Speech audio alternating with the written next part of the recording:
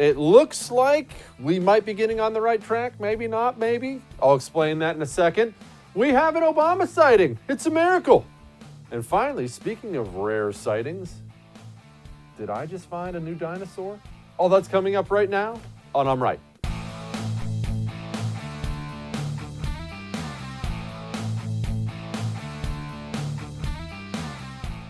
Look, leadership matters. That's why you turn on the TV every single night on the 1st and tune in to I'm Right at 8 o'clock. That's why.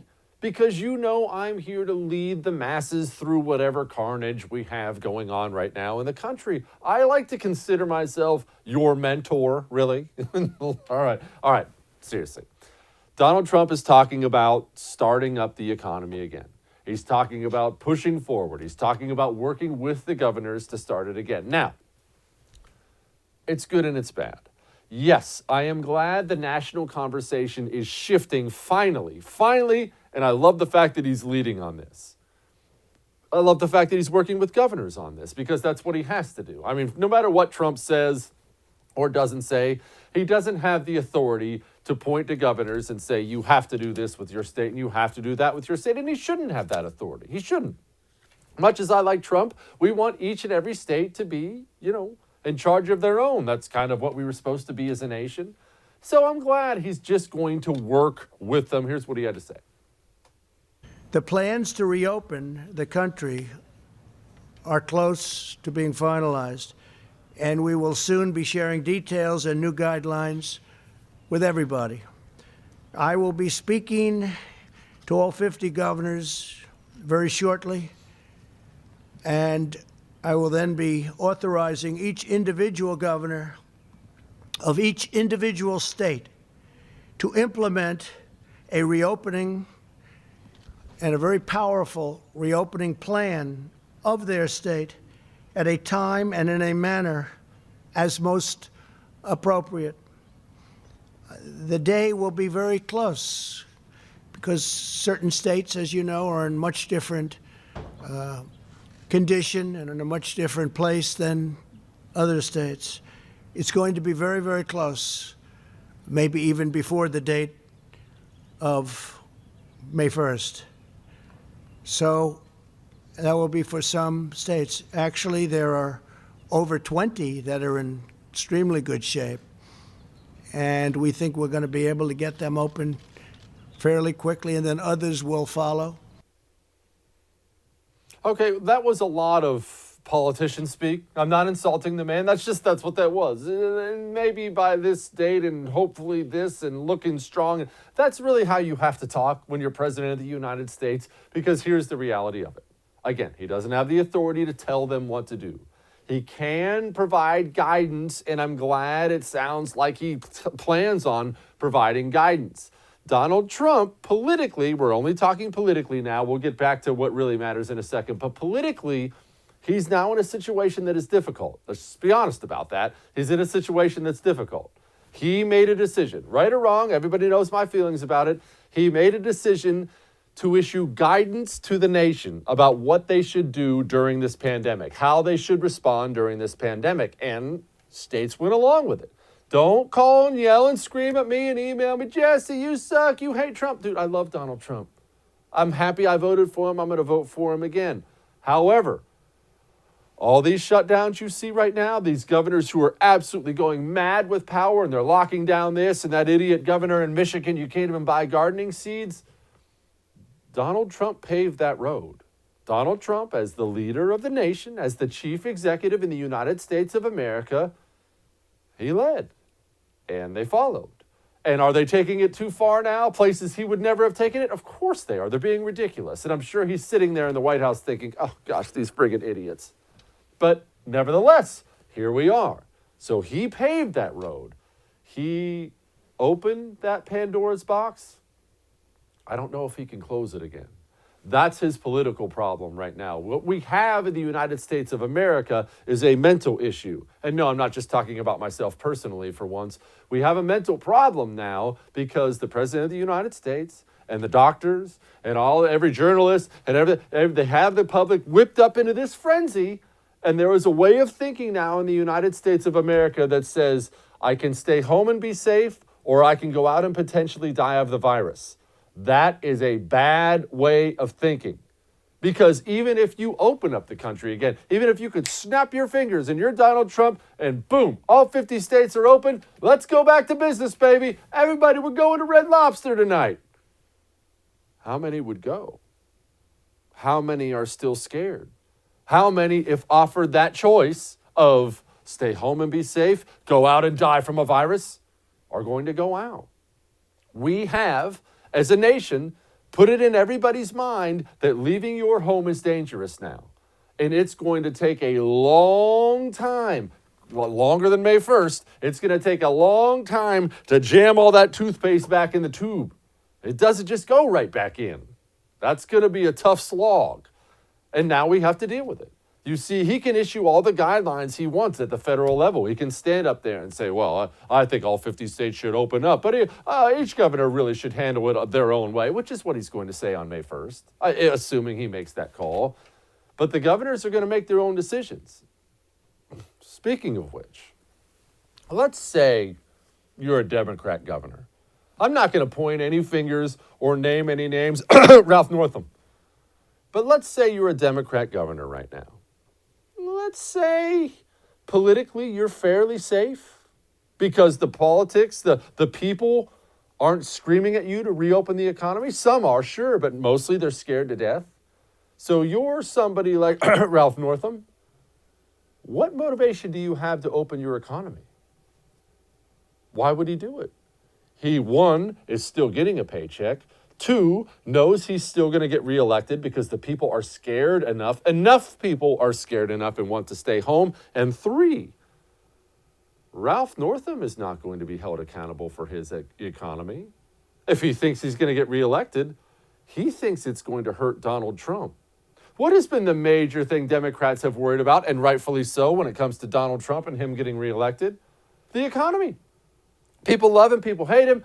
Scream about this, scream about that. Iran, China, yeah, he's too rude, whatever you want to say.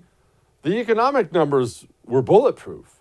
There was no way to talk around them. The truth of the matter is, Trump did turn out to be like the greatest jobs president ever, which he claimed he was going to be, which I used to laugh at him about, by the way. I used to hear him say that and think, oh gosh, that's ridiculous. Yeah, I was wrong. But now he doesn't have that. Right or wrong, fair or not, I'm not laying that at his doorstep. Obviously, you had a pandemic. He made a decision, a very tough decision. But now we have what we have. So if you're a Democrat governor of a Democrat state and you think you're going to walk to re-election anyway, which, I mean, let's be honest, most of these Democrats will. They're in blue states. What's your rush? Just because Donald Trump tells you to open up the economy, what do you think they're going to do? And remember this, because I'm going to play this back for you when I turn out to be right. Donald Trump is about to tell all 50 states, open up again. We're back to business. And there are going to be Democrat governors who run right to the podium. They probably already have their speeches written. This is unsafe, Mr. President. This will cost lives. We won't do that here in the state of Virginia. We actually care about people here. And they're going to continue to carpet bomb their own economies because they believe it hurts Donald Trump. It's just simply a political reality. And politics is a contact sport. Puts Donald Trump in a tough situation from now until November. Speaking of tough situation, we all should be getting our Trump checks soon. Hopefully, maybe. I guess some people have gotten them, not many. Not the best look in the world when you made everybody shut down for a month. Anyway, here's the Treasury spokeswoman. Quote, economic impact payment checks are scheduled to go out on time and exactly as planned. There is absolutely no delay whatsoever. In fact, we expect the first checks to be in the mail early next week, which is well in advance of when the first checks went out in 2008 and well in advance of the initial estimates. I understand they have to say that. I understand the media is playing up this delay big time because they think it hurts Trump. You know, I don't do that. I don't have that kind of agenda here on this show. I will tell you this. It's not a great look.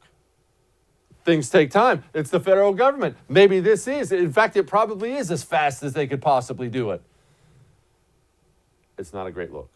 When people are starving, when people are waiting in food banks, when people are desperate, it shouldn't take a month.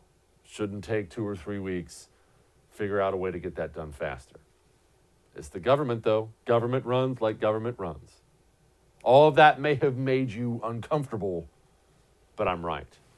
Now, you know what else makes you uncomfortable? Sleeping like crap.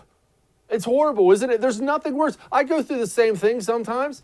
I lay down at night and, oh man, it's time to go to sleep. Oh wait, what about this bill? What about that? I have to remember to talk about this on my show tomorrow. Oh, did my son do his algebra homework?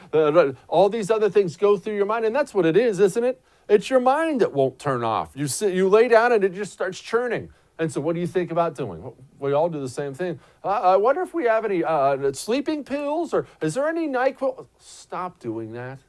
Stop doing that to your body. Stop doing that to your liver. You don't have to be popping pills. You need Ebb Sleep, EBB Sleep. And if you go to tryebb.com/Jesse, again, that's tryebb.com/Jesse, check out what they have.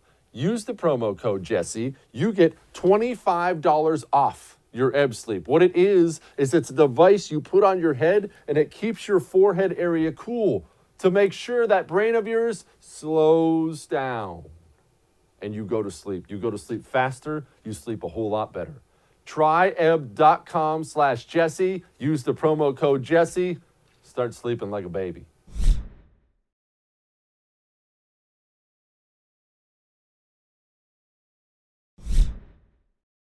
Well, it looks like we are finally getting some sanity going on in this world, and people are taking China seriously. People are taking China's lackeys seriously. And obviously, one of the worst actors now that we're seeing on the world stage has been the World Health Organization. And let's not forget about this. The World Health Organization appears to be working for China, best buddies with China, brothers with China. We are their biggest funder, we, the United States of America. And yet, when the United States of America banned travel from China, the World Health Organization publicly opposed it? Oh, yeah, it turns out that was the exact right move and they were wrong. And the more we dig into this, the more we find out they're doing what China tells them to do. Well, thankfully, we have President Trump there. He had this to say. Today, I'm instructing my administration to halt funding of the World Health Organization while a review is conducted to assess the World Health Organization's role in severely mismanaging and covering up the spread of the coronavirus. Everybody knows what's going on there. American taxpayers provide between $400 million and $500 million per year to the WHO. In contrast, China contributes roughly $40 million a year, and even less. As the organization's leading sponsor, the United States has a duty to insist on full accountability. Good for Donald Trump. Good for us as a nation. But you know, something weird came out of all this. We know the World Health Organization apparently does what China tells them to do. We know China is a bad actor, covering up everything as much as humanly possible. I'm happy Donald Trump is putting a stop to all this. Yay, we got some good news. This is all good, right? The EU. Why is the EU upset with us? If I may, aren't you sick of the EU? Aren't you sick of the European Union stepping up every time Moneybags United States stops writing those checks? Whining. Every time, that's all they do is whine. Look, y'all are going to have to pay for your own socialism at some point in time. And look, that's what all this is. Ever since World War II, when we realigned the world, we've essentially taken over all the security spending for so many of these nations. And look, they get mad when the checks stop coming, just like a spoiled little brat that's had everything handed to them their entire life. And all of a sudden, daddy stops sending the checks. How do they react? They lash out. They're furious. Guess what? If you're not happy, EU, shove it up your rear end. Fund them yourself. They, of course, had to come out with a public statement. These friggin' people. Representative for the EU for Foreign Affairs said, quote, deeply regret the U.S. decision to suspend funding to the World Health Organization. There's no reason justifying this move at the moment when their efforts are needed more than ever to help contain and mitigate the coronavirus pandemic.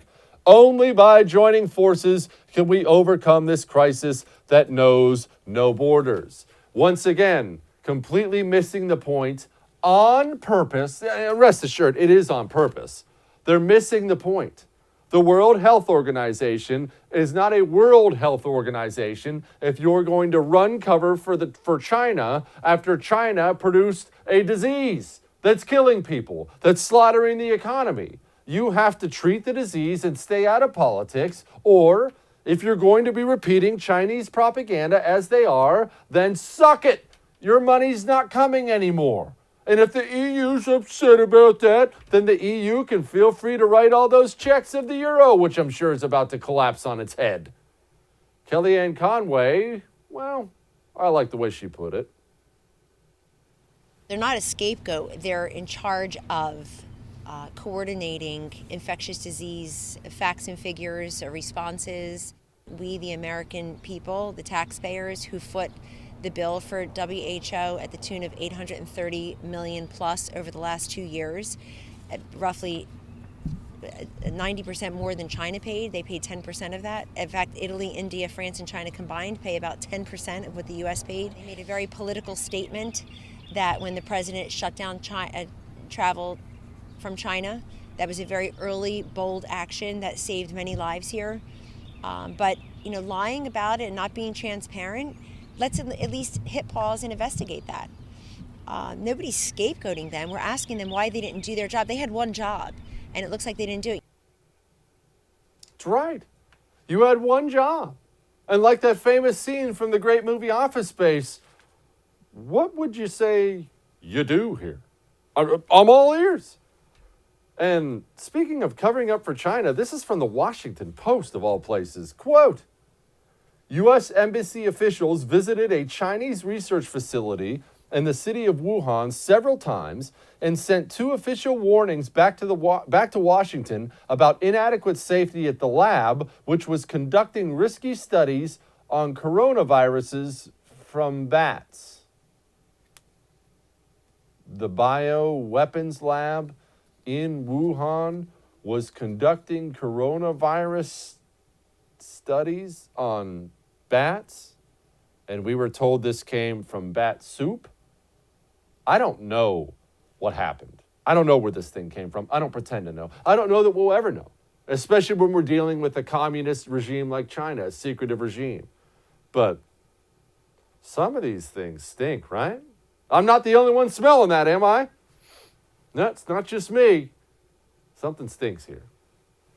We're going to talk to a great guest about that in just a second. Hang on.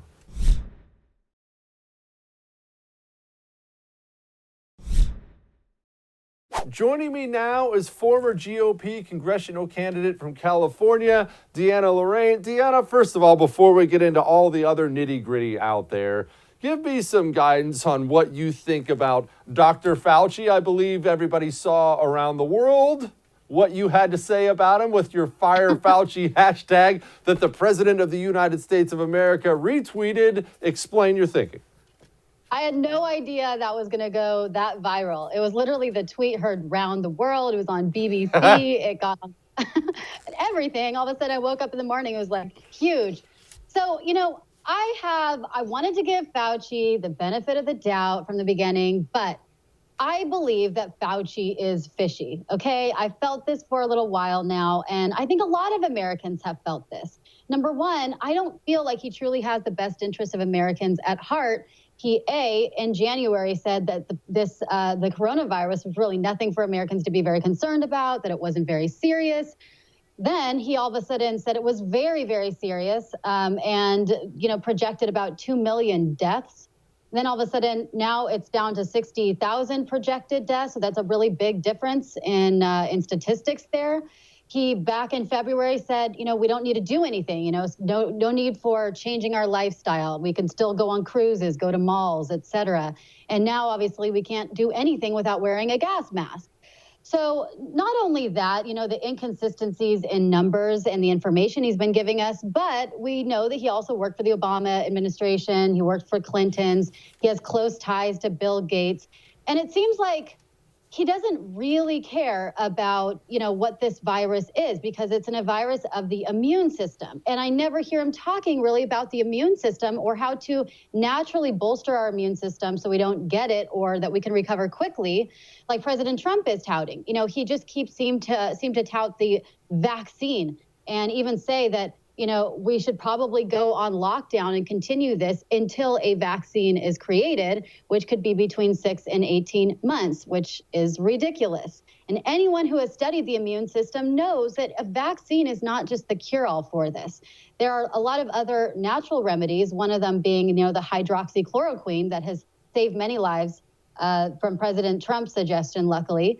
And, there's just a couple of the reasons why I don't feel like he really has our best interests at heart, why he seems to be undermining President Trump. And at the very least, if Trump doesn't fire Fauci, I ask for him to put some other experts on the job. I mean, Americans, we have put our lives and our trust and our freedoms into the hands of one doctor, one man, okay? There really should be more doctors, more experts, more health experts in different, experience in different modalities, like Dr. Shiva, for instance, who is promoting more natural remedies to boost the immune system and not just tout a vaccine as the cure-all.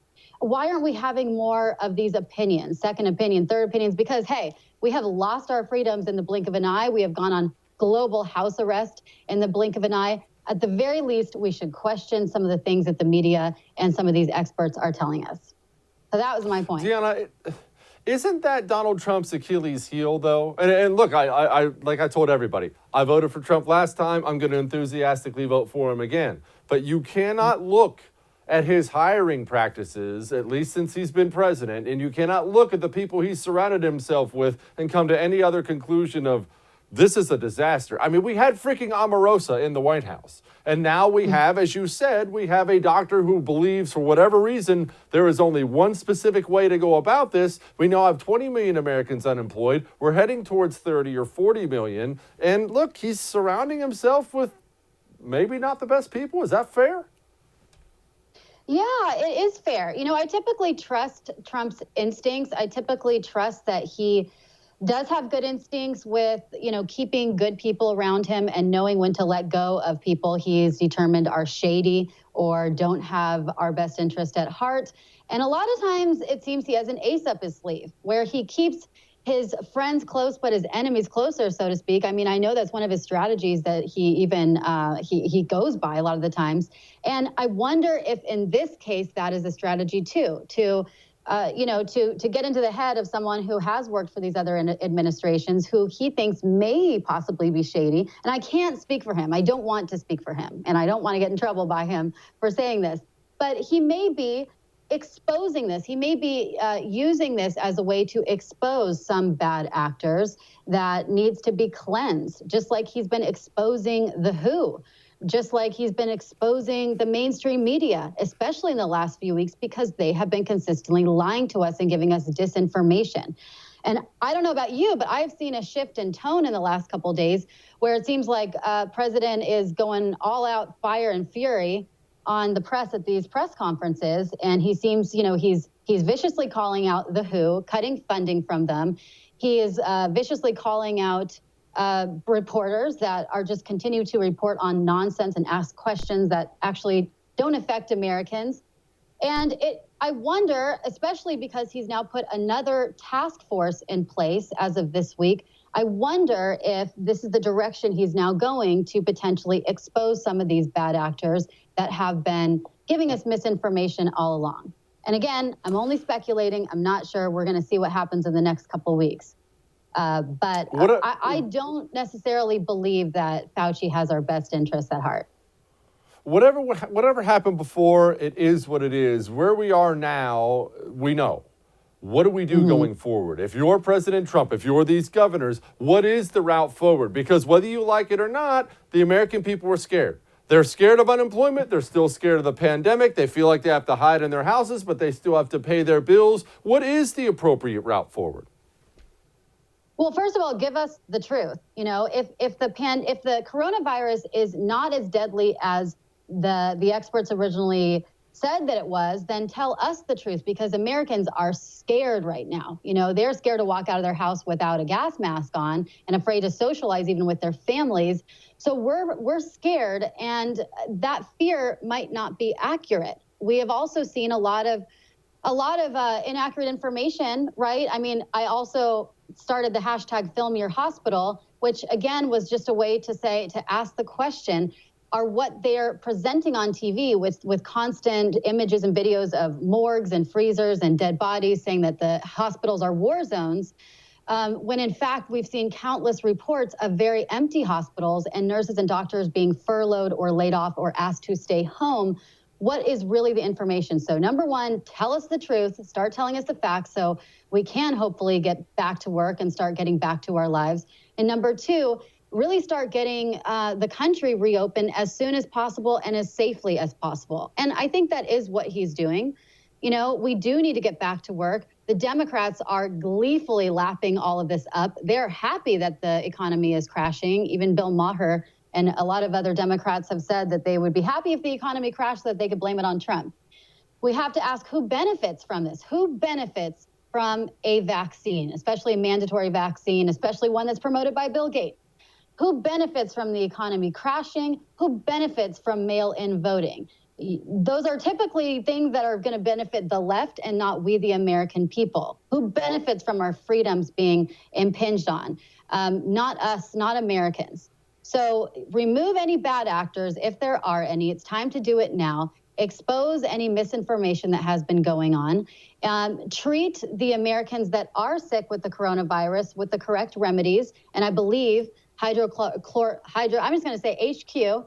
I believe that appears to be working in many, many cases. And talk about also the rate of recovery like he did yesterday. You know, why do we always see the doom, gloom, death, and destruction being promoted on the news, but never talking about the recovery? Because there are a lot more people that have recovered from it than have died from it. And that would give Americans a lot of hope, too. And to know, what is that pathway to recovery? Is it just a vaccine, which feels very hopeless and distant? Or is there something natural like hydroxychloroquine or vitamin C that we can recover from it quickly and restore hope again and get out of the state of fearlessness?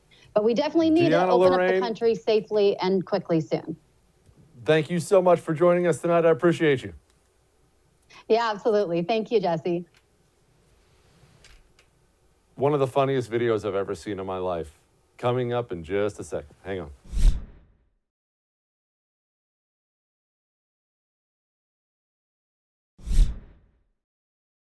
We have got a Barack Obama sighting. I know that's amazing, but okay. Obama comes out. I'll show you it in a second. He endorses Joe Biden. Hasn't this whole Obama-Biden thing been weird? Am I the only one seeing the fact that this is weird? He waits until everybody else leaves the race to endorse Joe Biden? Why? It's bizarre. Joe Biden was Barack Obama's vice president for 8 years, and I understand the two are not exactly close. And you have Obama, who's this ruthlessly ambitious politician and celebrity and all these other things. And he's kind of stuck with this bumbling moron, Joe Biden, for 8 years, who can't get out a sentence without saying something stupid. And yes, Obama, I'm sure, was frustrated with him and is frustrated with him, and all that kind of sucks. But it doesn't hurt Obama at all. Had he endorsed Joe Biden early, it wouldn't have hurt Obama even one little bit. Why? And Barack Obama had all the cover in the world to say, look, I don't care that you're mad. I like all the candidates. Everything's going to be just fine. But the truth of the matter is this: Joe Biden's my guy. Nobody would have held that against Obama. Endorsements are always handed out, kind of risky. You always have to weigh the risk on handing out an endorsement. All politicians do. Is this wingnut going to say something crazy after I endorse him? There was zero risk in this. And yet Barack Obama even waited until that commie old fool Bernie Sanders left before he could endorse Joe Biden. Think about that. Barack Obama did not record this video until even Bernie was gone. I'm so proud to endorse Joe Biden for President of the United States. Choosing Joe to be my vice president was one of the best decisions I ever made, and he became a close friend. And I believe Joe has all the qualities we need in a president right now. Yeah, you two must have been tight. Gosh, sell that somewhere else. Politics is so transparent. Right when the endorsement doesn't matter anymore, that's when Barack Obama rolls out there. Speaking of doesn't matter anymore, by the way, we have another long-lost candidate from the reservation coming out with an endorsement. He grew up on the ragged edge of the middle class in Scranton. He committed to public service early in life and never stopped serving. And he's faced unspeakable tragedy with fortitude and grace. And these experiences animate the empathy he extends to Americans who are struggling, no matter what their story. Empathy matters.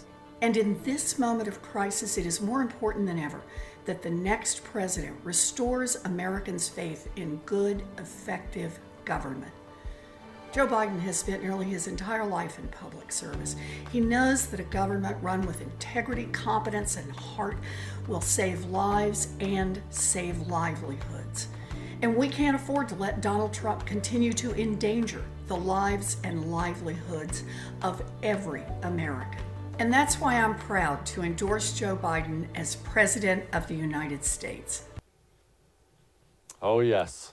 Yes, that's the one that's going to move the meter for him. New York Times thinks this Obama thing is a really big deal. Obama he's going to accelerate the end game. Obama's role in wrapping up the primary. Obama didn't have any role. He had no role whatsoever. And the media, look, obviously the media has hurt themselves badly with their coverage of Donald Trump. Even people who hate Trump look at the media and think it's been awful. And their coverage during this coronavirus, it's been worse than awful. Media trust around the world, not just in America, has gone into the tank since this coronavirus thing has come out. But let's not forget, this began with Barack Obama. It wasn't just trashing Donald Trump every single day, no matter what he does, that hurt them. It was the worship of Barack Obama. Their infatuation with this guy, it's like nothing I've ever seen before. So congratulations, Joe. You got the Obama endorsement after everyone else already left. Gosh. All right, let's talk to Chad Prather. Hang on.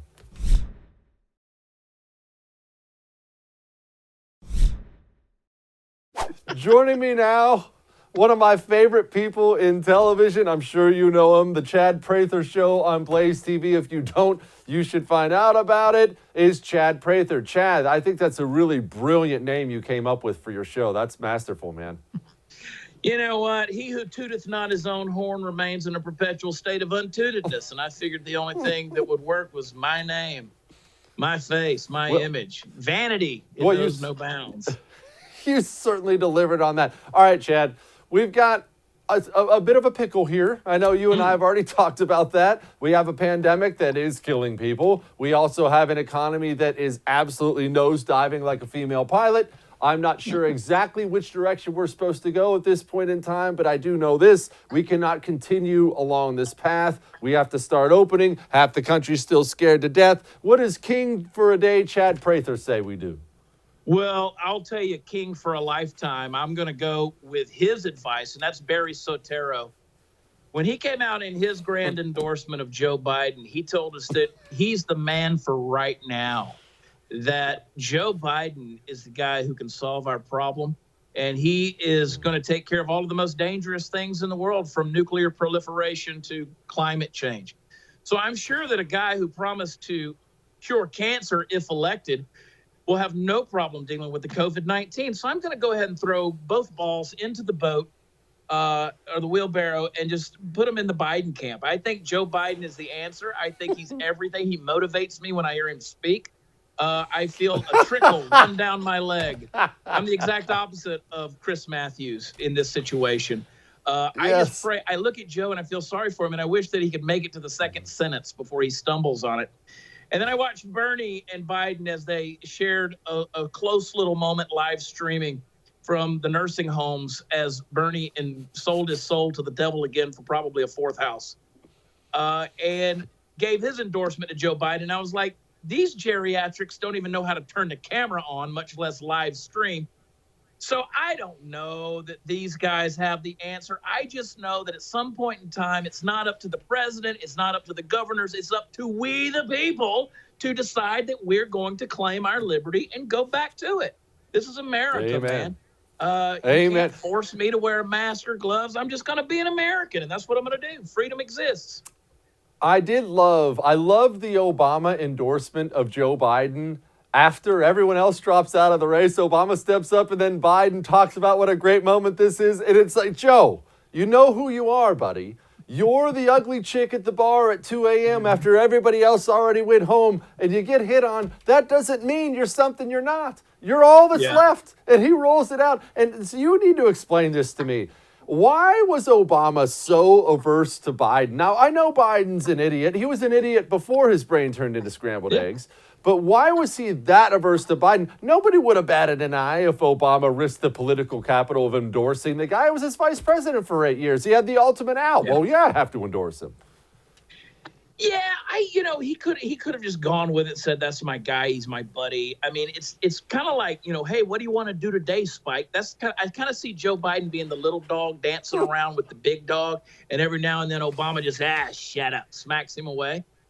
And so when I'm watching this thing, I'm reminded that Barack Obama never wanted to be a politician. He wanted to be a celebrity. And that's what all of his actions have proven. So it took him 12 minutes to come out and give his, I understand why the left hates Trump so much, because I have the same visceral response when I see Barack Obama and his smug pompousness. I thought I was vain. I mean, this guy, the sun and moon rises on him every day that he believes. It's ridiculous how he worships himself. But he wanted to come out and do his little attempt at eloquence and endorsing Joe Biden. And it's a joke. He had to wait until it was the last one. And, Joe's going to wake up tomorrow like that girl at the bar thinking, I think he really loves me. No, he could care less. He's on to the next, Joe. And it's just no one's motivated by this guy as a candidate. Not a single person. And look at Bernie. I mean, that's the biggest travesty of hypocrisy I've ever seen. This guy's sold his soul twice now. Here's a guy with 40 years of an ideology that he's proposed, and he's willing to give it up on an instant. And let's face it, the Bernie bros, they weren't going to go out and vote anyway. That was never going to happen. They haven't seen the sunshine in 8 or 9 years. They've been in mom's basement eating Totino's pizza pockets, and they don't even know what the world looks like outside of World of Warcraft. So I look at this whole nonsense, this nightmarish nonsense that's going on, and I'm like, who cares? Barack Obama, forget you, man. He's a thing of the past, and it doesn't matter what he says. Chad, I'm more worried than you are that Joe Biden's going to be president of the United States. Now, I know that sounds far-fetched, and look, I think the guy's obviously completely losing it too. I genuinely think it's sad to listen to him talk. But this is not Donald Trump with a perfect economy and 3% unemployment. That's going to be a whole different ballgame come this November, and things change when unemployment looks like this, man. That's true. They do. Look, I'm the kind of guy who I don't care if I got to bathe myself in antibacterial stuff and get in a hazmat suit and put a thermometer up my butt. I'm going to vote. Like, you're not going to keep me from the polling place. I'm going to be there. Not everybody. Well, that's Saturday night for me. I mean, basically, it's like a wild party, downtown. I just, unfortunately, people aren't that convinced and convicted on that. I don't understand why. And I do have this element of fear about me with some of this stuff, everything from mail-in ballots to the online stuff, that there's so many opportunities for voter fraud as well. And we know that there are folks out there, they don't care if it was a dead deer in the middle of the road running against Donald Trump. They're going to vote for that thing. And Joe Biden, in terms of his intellect and his mental capabilities and his firing synapses, aren't very far away from that. But people will vote for this guy and set him in there like a puppet, because just as Barack Obama said in his endorsement, I'm sure he'll put good people around him. Well, that's their hopes and dreams right there, is that he'll do that, because they're scared to death of him on his own. So I brought that up yesterday, Chad. I brought that up yesterday, that people around him thinking how weird this is that we've all, I mean, look, even you and I mean, we've all accepted the fact that Joe Biden's vice president and his advisors are like way more important than anyone else's have ever been. And isn't that in and of itself pretty weird that we've all just accepted, well, I mean, his number two better be up to the job. What? Yeah. I don't know, man. I've heard so many speculations and so many things that are out there. We'll just see. If he's going to pick a female minority as a VP running mate, which I imagine he probably will, because I don't think somebody like Chris Cuomo is going to do it. I think he angles on 24. I think a guy like Chris Cuomo is probably hoping that Joe Biden will run and lose. Who knows? I mean, at this stage in the game, I don't know what 2020 holds. Godzilla could come out of the ocean and kill us all. It wouldn't surprise me one single bit at this point. But Joe Biden, it's just a weird thing, man. I'm watching this stuff and I'm like, does no one have any backbone anymore? People don't. And you can say what you want about Donald Trump. The unemployment numbers right now, if things don't change, they're going to suck. I mean, they're going to make the Great Depression look like recess if something doesn't change very, very fast. And people have got to go back to work. People have got to get employed. And some of these jobs can't be had again. We've got to dig out of this thing because you got the stock market, that's one thing, and then you got the economy. They're two very different things. We got to deal with both of those, and we'll just see, because I don't know that America, even if they lifted the deal, let's say May 1st, what does that look like on May 2nd? Do people just automatically go right back to what they always knew before? No, absolutely not. They don't. That's just not the way it's going to be.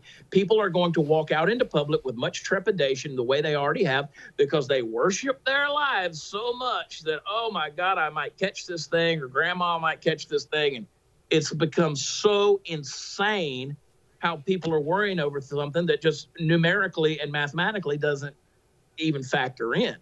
But we've ruined the country for it. Well, and look, and we have this massive separation right now between these fancy elites, who have all their paychecks and everything else, and those people like me who are just normal working stiffs. Hang on a second. Hey, Mitchell, would you mind giving me a new cup of coffee here? This is my personal assistant. I just, one cream, please, if you don't mind. Appreciate you. Anyway, working people like me, we don't have anywhere else to go. No, and I wish I was a syndicated radio host just to get that extra bread.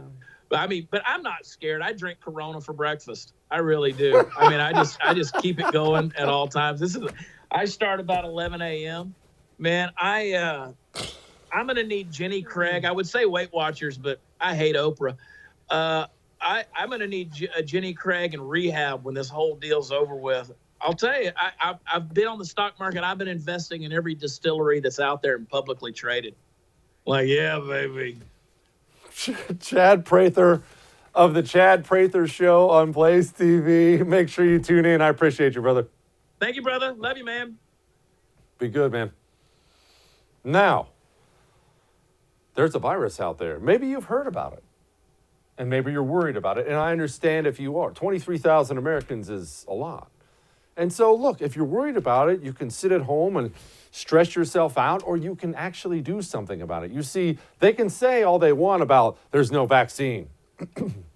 there's no cure for it, and that's true.